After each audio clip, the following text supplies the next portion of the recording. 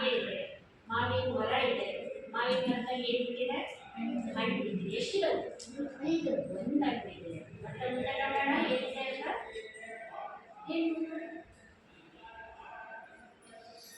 ನೀವು ಹೇಳ್ತೀರಾ ಇದು ನೋಡಿ ಏನಿದೆ ಕಥೆ ಅಂತ ಹೇಳ್ತೀರಾ?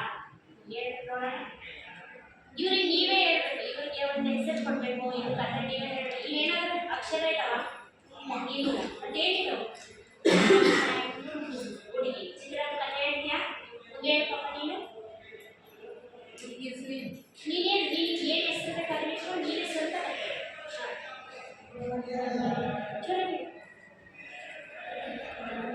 ಹುಡುಗಿ ಮಾವಿನ ಹಣ್ಣು. ನೀನು ಹೇಳ್ಪ. ಅವ್ರಿಗೆ ಒಂದು ಹೆಸರು ಕೊಡ್ರಿ. ಒಂದು ಕಥೆ ಹೇಳಿ. ನೀವು ನೋಡಿರ್ತೀರ ಮನೆ ಕಥೆ ಕೇಳಿರಲ್ಲ ಆ ಥರ ಒಂದು ಕಥೆ ಹೇಳೋಣ. ಜೋರಾಗಿ ಅವ್ರಿಗೆ ಕೇಳಿಸಲ್ಲ. ಈ ಹುಡುಗ ಹುಡುಗಿ ಹೆಸರು